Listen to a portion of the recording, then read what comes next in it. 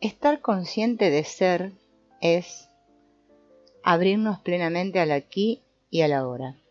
Es el desarrollo óptimo de la capacidad que tenemos todos para percibir el inmenso campo de energías que nos circundan a cada instante. Esas energías nos llegan a todos y cada uno de los órganos de percepción, incluso a otros sentidos mucho más sutiles que se irán desarrollando, y que transmiten información valiosísima sobre la realidad con mayúsculas. Cierto discípulo le preguntó un día a su maestro: «Maestro, ¿cuándo podré alcanzar la iluminación de la que tanto hablan los místicos y santos?» «Ahora mismo, si quieres», le respondió el maestro. «¿Y qué es lo que tengo que hacer?», preguntó el joven. «Tan solo tienes que tomar conciencia y enterarte, ver, oír, sentir, oler y saborear lo que hay aquí y ahora». Los chamanes, brujos, maestros, todos ellos insisten en que sin esa percepción no es posible la evolución. Don Juan le insistía a Carlos Castaneda que prestara atención a las sensaciones olvidando los pensamientos. Don Mariano instaba a focalizar toda la atención en el instante, que solo somos cuando no pensamos, y que cuando no pensamos permitimos que se manifieste el conocimiento como una aprehensión de lo conocido. Al razonar, introducimos filtros, distorsiones, eliminaciones y generalizaciones para encajar lo externo a nuestros respectivos mapas, mientras que al usar la percepción corporal íntegra y limpia, sin pensamientos condicionadores, es cuando utilizamos los sentidos de una forma diferente del ordinario, alcanzando entonces a saber la naturaleza, esencia de las cosas y la realidad objetiva. El cuerpo, como un sistema integrado, tiene su propio modo de conocimiento y memoria. Cada plano de ser, cada nivel de existencia y, en consecuencia, cada estado de conciencia, exige el uso de herramientas adecuadas para su conocimiento. Es como si alguien que no ha saboreado jamás algo dulce deseara conocerlo. Si no prueba un alimento que contenga azúcar, no podrá saber nunca lo que es. ¿De qué servirían 1000 explicaciones teóricas sobre una sensación suave y agradable al paladar si no lo experimenta sensorialmente con sus papilas gustativas? Si no degusta el almíbar, la miel, un caramelo u otra sustancia que contenga glucosa, jamás podrá saber lo que es, por muchos razonamientos mentales que haga y muchas teorías que domine sobre el efecto que producen ciertas moléculas orgánicas en las papilas gustativas de la boca. La vía del chamán, la senda del buscador o del guerrero, cualquiera de ellos su nombre poco importa, son caminos de experiencia, caminos con corazón. Si lo que realmente quieres es que tu conciencia se abra a nuevas dimensiones, necesitas aprender a identificar aquello que existe a tu alrededor en cada momento, lo que está sucediendo dentro y fuera de ti, como consecuencia de tu presencia en el mundo en un instante determinado del tiempo. Y para que eso pueda ocurrir, es imprescindible la autoobservación o acecho, como lo llamaba don Juan. ¿Qué es el acecho? El acecho es el control estratégico de las propias conductas. El arte del acecho, basamento de la evolución humana, no es otra cosa que un proceso continuo de autoobservación. ¿Y qué es la autoobservación? Es la atención dirigida hacia uno mismo. Cuando hablamos aquí de atención, no lo hacemos refiriéndonos a la atención hipnótica que comúnmente utiliza la gente, sino a la atención consciente. Un saber qué ocurre en uno, qué pensamientos circulan por la mente, qué emociones se desencadenan, qué sensaciones se producen, qué estamos percibiendo del entorno, de las personas, de las palabras que nos llegan, etc. Así pues, la clave de la autoobservación es la atención. La atención Es la propiedad de la conciencia que nos permite enfocar determinados aspectos de la realidad externa o interna y así poder comprender y percibir lo observado. El foco de nuestra atención, aquello que es seleccionado para atenderlo, da igual que sea trascendente o superfluo, material o espiritual, profundo o superficial, es en lo que nos convertimos durante el tiempo que la atención queda atrapada en ello. En consecuencia, si tu atención está dirigida a las cosas materiales, tú eres un materialista. Si la diriges al placer, a la diversión, tu existencia queda constreñida al libertinaje. Pero también, si lo único que te atrae es lo espiritual, ¿quedarás desconectado de la realidad? Del mismo modo, si tu foco está exclusivamente dirigido al interior, perderás la experiencia que te suministra el entorno, o viceversa. Si solo va hacia afuera, no sabrás qué pasa adentro. Igualmente, el acechador es el que observa y se conduce con cautela. No es un anacoreta que se aísla del mundo para evitar tropiezos, sino que su campo de batalla es lo cotidiano, aquel en el que trabaja y se relaciona sirviéndole de experimentación. Pero cuidado con no caer en la trampa creyendo que observar y pensar son la misma cosa, como tampoco lo son la autoobservación y el juicio de valor. El hombre vulgar no es capaz de dirigir su atención conscientemente, sino que ésta es atrapada por lo que le gusta o le disgusta. Es incapaz de seleccionar lo que es más útil, más beneficioso, más evolutivo. El hombre o la mujer comprometidos con su progreso espiritual focalizan su atención en aquello que es de mayor alcance para su desarrollo, pero sin pensamientos ni diálogo interno.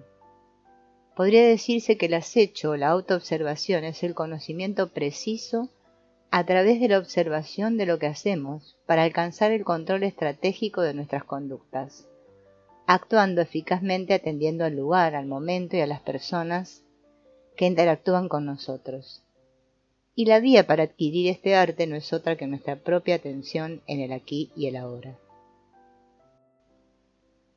El eje central y fundamental en las enseñanzas espirituales son el arte del acecho, o también, como se le conoce en otros ámbitos, el arte de la cruel indiferencia, que implica ser despiadado, astuto, paciente y simpático. Los términos cruel y despiadado se toman aquí como ecuanimidad o ausencia de emociones, en ningún caso como inhumano, perverso o dañino. Estos 4 fundamentos básicos, despiadado, astuto, paciente y simpático, los debe poner en práctica el aprendiz en todo, consigo mismo y con el mundo.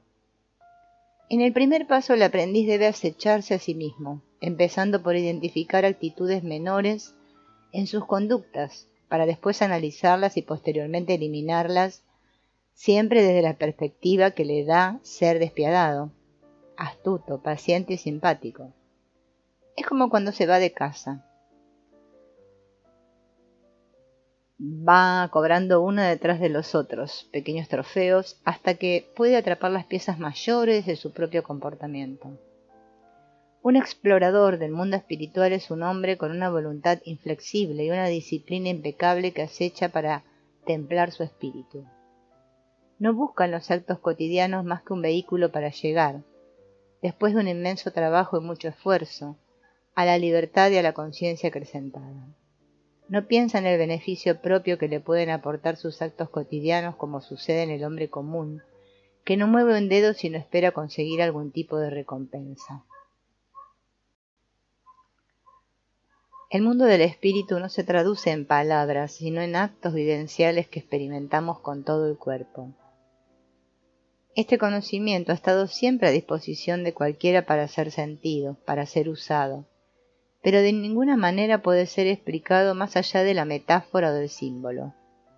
La llave para abrir la puerta a este conocimiento es el cambio de niveles de conciencia, lo que implica una conciencia acrecentada, que en consecuencia tampoco puede ser explicada, solo utilizada.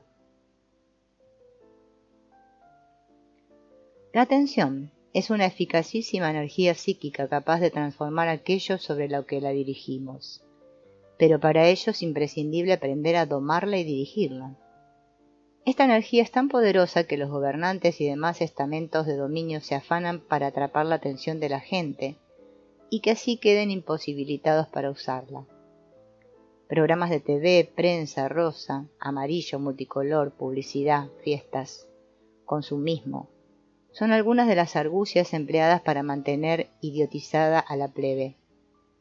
A no ser que desarrollemos la capacidad que nos permite disponer libremente de nuestra atención, seremos presa de aquellos que monopolizan la atención en los dominios de la política y economía, con el único fin de atiborrarse de tu atención para enriquecerse o aumentar su poder a tu costa. La atención es clave y consiste en todo un proceso de selección consciente que se denomina desnate.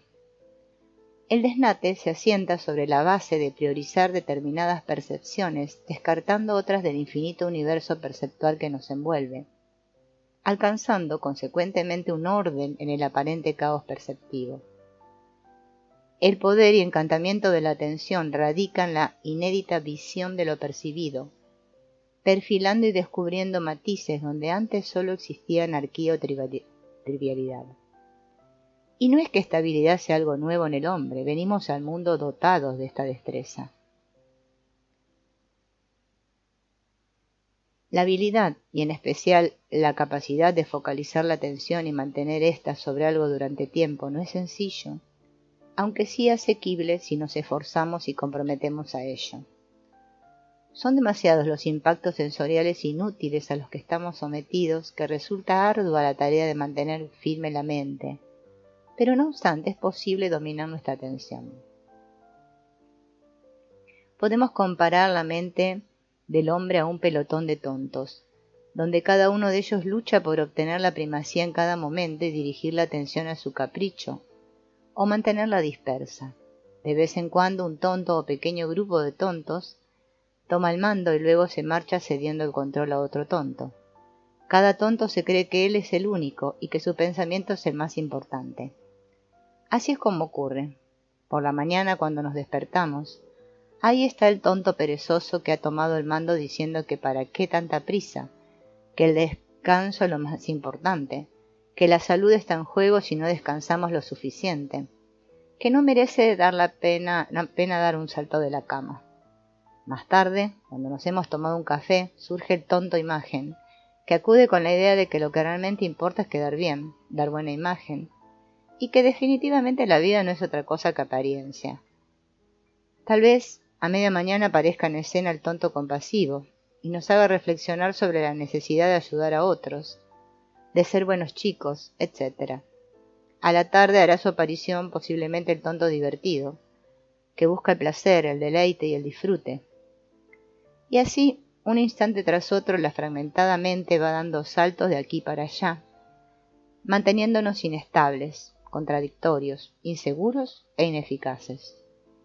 Lo único que nos puede librar del fatídico motín de los tontos es una práctica disciplinada, una voluntad firme para mantener nuestra atención en alerta y focalizada conscientemente, determinando voluntariamente qué tonto es el que conviene utilizar en cada momento, y que no sean los tontos los que gobiernen a su antojo.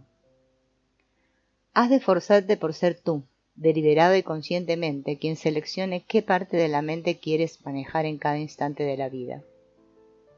A esto es a lo que se refiere la evolución consciente, o el desarrollo espiritual, ser dueños y controlar nuestras propias opciones. Así que para poder controlar tu atención, es imprescindible que lleves las reacciones automáticas a la conciencia, decidiendo desde ahí la opción a tomar. Es decir, ser el gobernador del pelotón de tontos, y para ello, la conciencia es la que tiene que tomar el control, de modo que tus decisiones tengan sentido. Por consiguiente, la vigilancia del automatismo no es otra que decidir qué tonto quieres que entre en acción en cada momento, impidiendo su dictadura anárquica. Esta es la única fórmula mágica para ser un guerrero, ya que mientras tu mente se encuentre fraccionada en esa desordenada legión de necios, cualquier decisión que tomes carece de validez, debido a la futilidad del tiempo que eres capaz de mantenerla enfocada.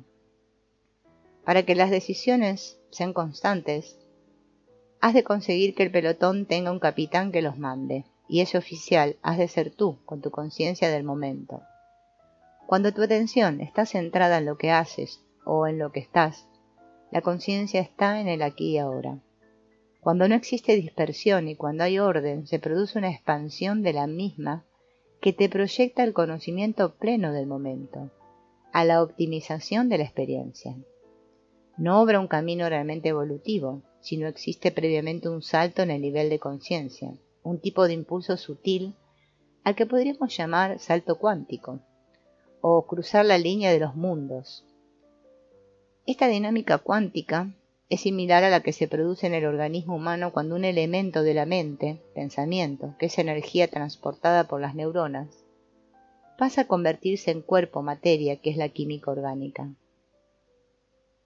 Ese salto que permite pasar de energía a materia se produce gracias a un aporte de un algo que es fuente de vida, y que muy bien podría ser esa energía inteligente, esa conciencia que inunda el cosmos y que lo controla todo.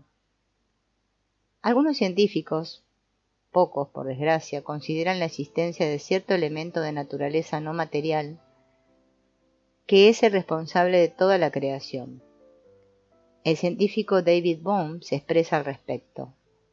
Existe un campo invisible que mantiene unida toda la realidad, un campo que posee la propiedad de saber lo que está pasando en cualquier parte en un momento determinado. La pregunta que corresponde hacernos sería: ¿qué se necesita para mantener la conciencia en esa dirección y alinearnos con tal energía? Para resistir firmemente en el aquí y ahora, precisamos canalizar y fijar esa poderosísima energía mental que conocemos como atención. No obstante, el ser humano tiene una capacidad limitada de atención y en consecuencia una limitación en percibir su entorno. La mayoría de los errores, fracasos, equivocaciones, conflictos sobrevienen como consecuencia de la baja o escasa atención que prestamos al momento aquí y ahora. Si no hay atención, tampoco hay plena conciencia, y lamentablemente perdemos atención constantemente con las preocupaciones, enfados, conflictos, problemas, miedos, inseguridades, dudas, diálogos internos inútiles, etc. Todo condicionamiento humano, del tipo que sea, es un filtro distorsionado de la percepción sensorial que impide ver la realidad tal como es. De modo que para hacer posible el oír la realidad interior también es necesario liberarnos de los bloqueos, diálogos internos y embotamientos que dificultan e impiden apreciar esa otra presencia profunda. Cuando depuramos los sentidos y conectamos ecológicamente, expandiendo la conciencia con las energías del universo, es cuando estamos en disposición de penetrar más allá de los límites comunes al resto de mortales. Entramos en el campo de utilización donde las herramientas chamánicas surten sus efectos. Esto lo han sabido y practicado casi desde el principio de los tiempos maestros, chamanes, brujos, sabios y santos. Porque el desarrollo de la atención consciente, como cualquier otro aprendizaje, una labor que lleva aparejado el paso por las fases de incompetencia inconsciente, incompetencia consciente, competencia consciente, competencia inconsciente, nos permite poder elevarnos un peldaño más y reiniciar de nuevo las diferentes fases del aprendizaje. La atención es la capacidad de domar y enriquecer la conciencia de nuestra existencia a través del proceso de adquirir experiencias válidas. Sería el logro mayor que cualquier hombre puede pretender, pudiendo llegar a ser un proceso casi mágico. La atención tiene diferentes grados o desarrollos de sutileza o perfeccionamiento. Podríamos ordenarla en las siguientes categorías. La primera, atención, que es el equivalente a la conciencia animal en bruto, que a través del proceso natural de evolución humana se ha convertido en una facultad compleja, intrincada y extremadamente frágil, que se encarga de manejar lo cotidiano, es decir, todo lo que uno puede manipular forma parte de esta atención. Esta entra dentro del plano consciente. Muchas personas creen que una vez dominada, Es nuestra parte más valiosa de la mente. Sin embargo, se limita a abarcar lo conocido, lo vulgar, lo burdo, lo denso, lo material o palpable. La segunda atención correspondería a un estado de conciencia complejo y especializado. En cierto modo entraría dentro del campo de lo subconsciente e inconsciente. Una parte de la segunda atención previamente ha tenido que ser aprendida para ser operativa, y otra nos viene dada por nuestro código genético, como las funciones inconscientes responsables del mantenimiento de la vida. La tercera atención o conciencia acrecentada tiene que ver con esta atención con lo desconocido, o mejor dicho, con lo intangible, o con el mundo de las energías inteligentes, con lo no identificable por los parámetros científicos. Concerniría a la conciencia del iluminado, que permite ver el trasfondo, la esencia de todas las cosas conocidas y desconocidas. Quienes alcanzan el segundo y tercer grado de conciencia y atención mantienen todas las anteriores en activo y simultáneamente operando. Tanto la primera como segunda atención tienen una gran capacidad para producir efectos. El común de los mortales no se da cuenta de esto y achacan los fenómenos al azar, la suerte o el infortunio, sin percatarse que el hecho de fijar la atención obsesivamente en cualquier cosa, enfermedad, desgracias, objetos, temor, catástrofe, dependencia o éxito, triunfo, etc., atraen sus energías y termina aconteciendo. Por eso mismo, quienes desarrollan la segunda atención y la concentran sobre algo, provocan efectos sorprendentes, mágicos, atrayendo hacia sí lo enfocado. Don Juan Matus le explicaba a Carlos Castaneda que para alcanzar la libertad total o atención de conciencia acrecentada, era necesario el pleno desarrollo de la segunda atención y su acoplamiento con la primera, que da como resultado el acceso a la misteriosa e insondable tercera atención. Es innecesario recordar que el contexto en el que se desarrolla el aprendizaje chamánico y el nuestro es diferente.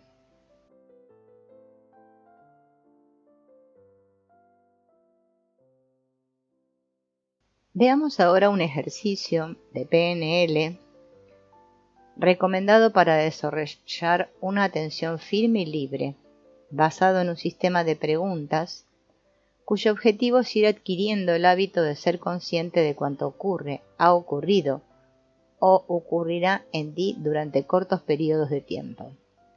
Esto te permitirá poco a poco ir dominando tu atención, siendo capaz de enfocarla donde y en lo que tú quieras. Focalización de la atención. Paso 1. Presta atención a los pensamientos y sentimientos nocivos que frecuentemente inundan tu mente. Estos se presentan a menudo como palabras, refranes, imágenes, de marcado carácter limitador o negativo, y en el momento que puedan surgir, reformularlos positivamente o eliminarlos. Por ejemplo, si te vienen a la mente sentencias como la muerte acecha en cualquier rincón, o lo único que importa es sacarle jugo a todo, reformúlalas con otras como la vida está llena de gratas sorpresas, el juego de la vida es la experiencia positiva que adquieres. Si se trata de alguna situación conflictiva o dificultad, utiliza las siguientes preguntas. ¿Qué es lo que hace tan grande el problema? ¿Qué hay que no sea perfecto todavía en esta situación? ¿Qué de positivo estoy dispuesto a hacer para lograr que sea como yo quiero sin perjudicar a nadie? ¿A qué estoy dispuesto a renunciar para conseguir que las cosas se arreglen? ¿Cómo puedo disfrutar del proceso mientras hago lo que es necesario? Siempre que tengas ocasión, escribe las contestaciones que te des.